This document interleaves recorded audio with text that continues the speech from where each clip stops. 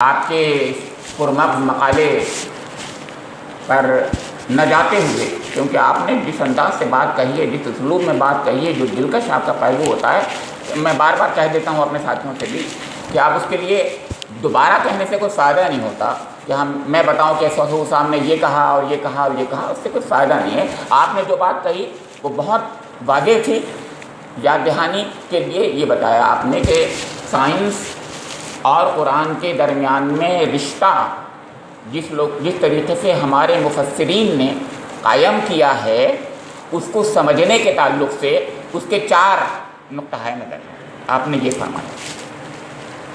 میرا ذہن دوسری طرف چلا گیا تھا، اور قرآن اور سائنس میں تطبیق کے مسائل، کیونکہ آپ کا بھی ذہن ہو سکتا ہے اس طرف چلا گیا ہو، تو مجھے جی چاہتا ہے میرا کہ میں اس طرف بھی جاؤں کہ جب قرآن اور سائنس میں تطبیق کے مسائل کی بات کی جاتی ہے تو سائنس، کیونکہ میں سائنس کا طالب علم ہوں اور اس کے تعلق سے کچھ باتیں عرض کروں۔ سائنس کو ایک تو وہ ہمارے علماء کرام کا گروہ ہے، اسلامی علماء نہیں، اسلامی اسکالر ہیں، ہمارے علماء کرام جسے ہیں، مدرسے کے فارغین ان میں سے خاص طور سے وہ ہیں جو سائنس کو جس انداز سے دیکھتے ہیں، وہ میں بتا دوں کہ وہ سائنس کیا ہے۔ اس کو العلم سمجھتے ہیں وہ، اور العلم کہتے ہیں۔ ایک سائنس وہ ہے جس کو ویسٹرن یورپین اسکالر دیکھتے ہیں یا دیکھتے رہے ہیں، یا پچھلے 3-4 صدیوں سے جس کی آبیاری کر رہے ہیں، اور جس طریقے سے وہ بتاتے رہے ہیں، کتابیں لکھی ہیں انہوں نے، اور اس کی فلسفی ہے ان کے پاس، اس کی ایپسٹیمولوجی ہے ان کے پاس، اس کا جو ہے اس کی ڈیفینیشن ہے ان کے پاس، وہ ڈیفینیشن ہے ان کی ایک ایپسٹیمولوجی ہے، اس کی ہسٹری ہے، وہ اس ہسٹری اور ایپسٹیمولوجی اور اس کا ورلڈ ویو، اس تمام چیزوں کی روشنی میں سائنس کو وہ سمجھتے ہیں اور سمجھاتے ہیں۔ وہ بڑا اسکالرس کا کام ہے، وہ اسکالرس کی بات ہے، اس کو عام لوگ نہیں سمجھ پاتے، اور ہم ایک اور تیسری سائنس سے واقف رہتے ہیں زیادہ تر لوگ، وہ جو ہم کالجز میں ایم ایس سی اور بی ایس سی میں کچھ مضامین پڑھتے ہیں، کیمسٹری، فزکس، بیالوجی جیسے مضامین پڑھ کر کے ہمارے ذہن میں ایک خاکہ بنتا ہے سائنس کا کہ یہ سائنس ہے۔ تو 3 قسم کے ایک ویو بنے، ایک وہ جو علماء کرام ہیں جس کو العلم انہوں نے کہا، اس کی ایک اسلامی تاریخی حقیقت ہے، اس کا ایک باقاعدہ ایک ویو ہے، اور دوسرا وہ ہے جو یورپ میں بنیاد پڑنے والی سائنس، جو کہ چرچ کے خلاف ایک بغاوت کا نتیجہ تھی، نشأت ثانیہ کا نتیجہ تھی، اور ایمپیریکل ریشنلزم کے نام پر جو وجود میں آئی تھی، اور جو ماڈرن سائنس آج کہلاتی ہے، یا ویسٹرن سائنس ہم کہہ لیں، اس کو اگر ویسٹرن سائنس کہہ لیں تو کوئی بری بات نہیں، کیونکہ وہیں پر اس کا فاؤنڈیشن ہوا، وہیں پر وہ بڑھی، اور اس کے بڑے بڑے پائنیئرز ہیں، فرانسس بیکن اور یہ وہ ڈیکارت اور یہ وہ دنیا بھر کے، اور نیوٹن اور آئنسٹائن، یہ سب لوگ ہیں۔ حالانکہ ان میں تبدیلی آ رہی ہے اور آتی رہی ہے، لیکن بہرحال بنیاد میں زیادہ فرق نہیں آیا ہے، اس کے اندر بنیاد وہی ہے۔ یہ کہنا کہ فرق ہو رہا ہے، فرق تو ہوتا ہے، ہر زمانے فرق ہوتا ہے، لیکن بنیاد اس کی وہی، اس کو بھی خیال رکھنا چاہیے۔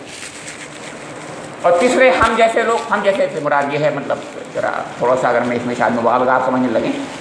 خاکساری کہنے لگیں، نہیں، مطلب ہمارے وہ بچے جو B S C M S C کرتے ہیں، یا وہ عوام بیچارے ہمارے جو قریب ہیں، وہ سائنس جس کو کہتے ہیں،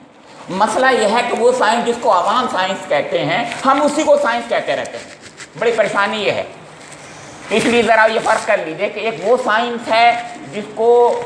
اسکالر سائنس کہتے ہیں، ایک وہ سائنس ہے جس کو علماء اسلام سائنس کہتے ہیں، یعنی العلم، اور ایک وہ سائنس ہے جس کو میں اور آپ سب لوگ مل کر سائنس کہتے ہوتے ہیں۔ تو اگر اس کو جس کو میں اور آپ مل کر سائنس کہہ رہے ہوتے ہیں، اس پر بات کی جائے تو کوئی مسئلہ ہی نہیں ہے۔ آپ نے جو سعود عالم قاسمی صاحب نے جو بات بھی کہی، بہت اچھی بات ہے، اس میں کوئی مجھے آگے بڑھانے کی ضرورت نہیں ہے اس کے اندر، لیکن ہے نہیں وہ سائنس ہے اگر، تو ہمیں دیکھنا پڑے گا سائنس کیا ہے۔ سائنس آج جو ہے اس کی اپنی جو بنیادیں ہیں، اس کی جو کچھ ہے، اس پر بھی ہمیں غور کرنا پڑے گا۔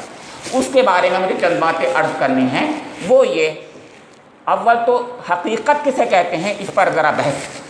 کرنا ضروری ہو جاتی ہے اس کے ساتھ۔ بہت ضروری ہے، کیونکہ حقیقت کا ہی مسئلہ ہے۔ معرفت اشیاء کہیے یا معرفت حقیقت کہیے، الٹیمیٹ ریالٹیز کہیے، الٹیمیٹ ٹروتھس کہیے، جو بھی کہیے، ذرا اسی سے بات بڑھتی ہے اور اسی سے سائنس اور قرآن کی تطبیق یا تفریق پتہ چلتی ہے۔ قرآن کیا ہے؟ معرفت حقیقت کی رہنمائی کرنا۔ میں ایک سمپل سے ورڈ میں بول رہا ہوں، معرفت حقیقت، وہ حقیقت ایک بھی ہے، خدا الحق من ربک فلا، یہ تو ایک اللہ رب کریم کی ذات اکیلی ایک ذات ہے، وہ اکیلی ہے، وہ الحق ہے، اور ایک وہ حقائق ہیں جس کو قرآن پاک خود ذکر کرتا ہے، توحید، رسالت، آخرت، وہ بھی حقائق الٹیمیٹ ریالٹیز، اس کی طرف جو قرآن لے جاتا ہے۔ اس کے علاوہ اور بھی ریالٹیز کی طرف قرآن لے جاتا ہے، تو ایک حقیقت ملٹیپل بھی ہے ریالٹی اور سنگل بھی ہے۔ تو اب سائنس کیا کرتی ہے، یہ کیا وہاں لے جاتی ہے کہ نہیں لے جاتی، یہ مسئلہ ہے، آپ اس پر ضرور جائیے۔ اگر لے جاتی ہے تو بہت تطبیق کے پہلو ہیں ہمارے پاس، نہیں لے جا رہی ہے تو ہمیں ڈاکٹر یوسف امین صاحب والی بات کہ ہمیں اس کو کرنا پڑے گا کچھ، کہ ایسا کر دیں ہم تو ہو جائے گا کام۔ آپ نے یہی کہا کہ اگر ہمارے لوگ جو ہے سائنٹزم سے بچ جائیں اور اس طرف چلے جائیں تو ہو جائے گا، میں بھی یہی عرض کرنا ہوں۔ تو موجودہ سائنس تو کم سے کم ایسی نہیں، اس پر خیال کر لیجیے۔ ہاں، تو وہ کیا کر رہی ہے، اس سے بھی فائدہ ہے کچھ نہ کچھ، میں یہ بتانا چاہ رہا ہوں۔ فائدہ یہ ہے کہ وہ پارشیل طور پر کچھ نہ کچھ ضرور حقیقت کے کچھ پہلوؤں کی طرف لے جاتی ہے، لیکن وہ جزوی حقیقت کی طرف اور فیسز کی طرف لے جاتی ہے۔ کیوں؟ کیونکہ سائنس جو ہے وہ ایک فزیکل ورلڈ میں ہی دیکھتی ہے، مادی اس کا لیول ہے، سطح بہت چھوٹی ہے، سپرفلوس سطح ہے، اس کی وجہ سے وہ بہت ہی پارشیل حقیقت کا پہلو دیکھتی ہے، بلکہ ایک فیز دیکھتی ہے، اور ہر زمانے میں فیسز الگ الگ ہوتی ہیں۔ میں بات کیونکہ ایکسپیریمنٹل سائنٹسٹ کہہ سکتا ہوں اپنے کو، میں ہوں، مجھے معلوم ہے، میں بتا دوں آپ کو کہ جیسے زمانہ بدل رہا ہے، میرے آلات بدل رہے ہیں، میرے انسٹرومنٹس بدل رہے ہیں، تو انسٹرومنٹ الگ الگ فیسز سے دیکھتا ہے، تو حقیقت کے الگ فیسز نظر آتے ہیں۔ تو اسی بنا پر وہ لوگ اب ریالٹی نہیں کہتے، اب وہاں ان کے ریالٹی کا لفظ نہیں آتا، وہ ٹروتھ بھی نہیں کہتے۔ سن لیجیے میری بات، یہ جو ہم کہتے ہیں یہ سب ٹروتھ ہوتا ہے، یہ کچھ نہیں ہوا، ان کا فیکٹ لفظ بولنے لگے، اور فیکٹ بھی فیسز کے ساتھ ہوتا ہے۔ تو اس فیس کو دیکھتے ہیں، وہ جس فیس کو دیکھ لیا انہوں نے، وہ حقیقت اس کی ہے، اس فیکٹ کی، وہ فیکٹ ہوتا ہے۔ تو یہ سائنٹیفک فیکٹس ہوتے ہیں، وہ اس فیس میں، اس زمانے میں، اس حالت میں، اس انسٹرومنٹ سے ہم جو ہے اس کو دیکھ لیتے ہیں، وہ اپنی جگہ پر درست ہوتا ہے۔ اس سے کوئی فائدہ آپ کو قرآن میں ہوتا ہے سمجھنے میں، بہت اچھی بات ہے، اس سے آپ لیجیے، بالکل ہے، ہوتا فائدہ، میں نے مانا ہے کہ اس سے فائدے ہوتے ہیں، لیکن وہ پارشل ہے، بہت پارٹ ہے، بہت چھوٹا حصہ ہے جس کا حقیقت کا ہمیں اس کا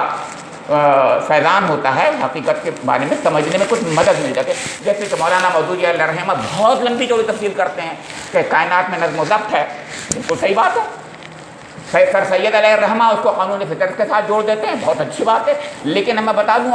اب کے سائنٹسٹ جو ہے، اب سائنسداں جو ہیں، وہ اس کو لاز آف نیچر بھی نہیں کہہ رہے۔ آپ کو بتا دوں، آپ کو لاز آف نیچر نہیں کہتے، وہ کہتے ہیں نیچر ویچر۔ ایک زمانے میں نیچر بہت کچھ تھا، سر سید علیہ الرحمہ کے زمانے میں نیچر تھا، اب وہ نیچر ویچر کچھ نہیں، اب وہ چیزوں کو دوسرے انداز سے دیکھتے ہیں۔ چلیے، اس سائنس میں تبدیلی آ رہی ہے، ٹھیک ہے، بہت اچھی بات ہے۔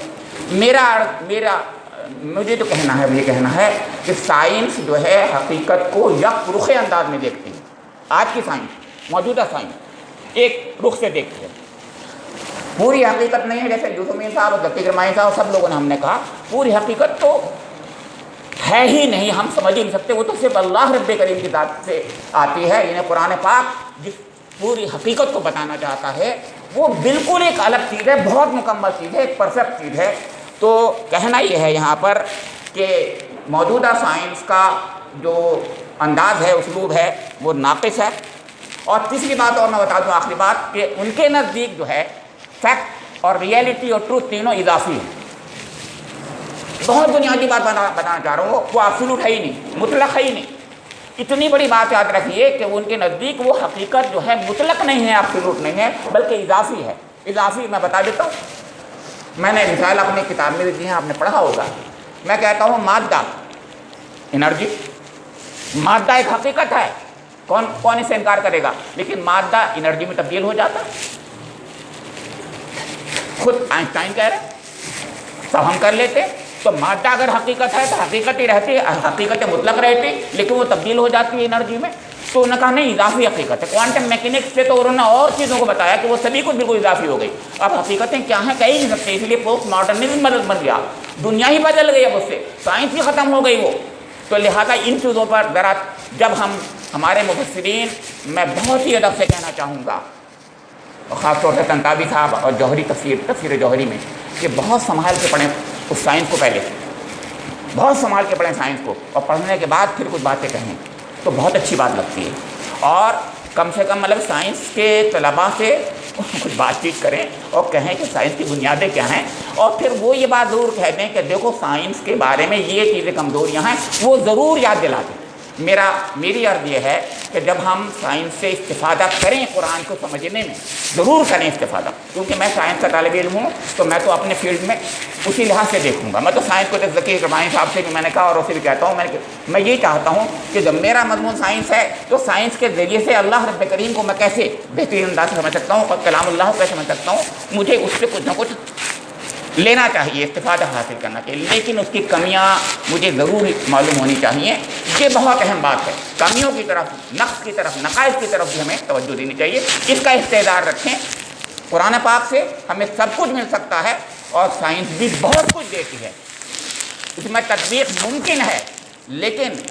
اس کی پوری خامیوں کے ساتھ میں، اس کی کمزوریوں کے ساتھ میں، اس کے یکرخے پن کے ساتھ میں، اور اس کی جو اور محدودیتیں ہیں لفظ میرے لیے، اس کے ساتھ میں آپ کہیں تو مرحبا، موسٹ ویلکم، اور نہیں تو پھر میں کہیں خدا نہ خواستہ اس سائنس کی دنیا میں گم نہ ہو جائے تو ہمیں کہیں گمراہی کی طرف لے جائے، دہریت کی طرف لے جائے، کیونکہ ان کے یہاں بنیاد یہ ہے کہ خدا کو مانو نہ مانو برابر ہے، کیونکہ خدا کو ماننے کی ان کی ضرورت ہی نہیں ہے، بغیر خدا کو مانے ہوئے ہی چلتی ہے سائنس ان کی پوری، اور یہی بنیاد ہے ان کی خاص طور سے۔ تو آپ جب اس بنیاد سے چلیں گے تو قرآن کہاں سے سمجھیں گے؟ وہ بنیادی ان کی دوسری ہے بالکل۔ میری چند باتیں ہیں، میں نے ایک دو باتیں کہہ دی ہیں، بہت سی باتیں اور بھی رہ گئی ہیں، انشاءاللہ کبھی موقع ہوا تو الگ سے میرے لیے آپ موقع دیجئے کہ میں کچھ باتیں رکھ دوں گا، کہ انشاءاللہ اللہ رب کریم سے میری دعا ہے کہ میں نے اپنی زبان سے کچھ باتیں جو نکالی ہیں، اگر وہ صحیح ہیں اللہ تعالیٰ ان کو قبول فرما لے اور میرے اور آپ کے قلوب میں جاگونی فرما دے، اور جو کچھ باتیں میری اور آپ کی اور یہاں پر مجلس کے لوگوں کی زبان سے غلط نکل گئی ہیں، اللہ تعالیٰ اس کو محفوظ فرما دے۔ ربنا تقبل منا انک انت السمیع العلیم، تب علینا انک انت التواب الرحیم۔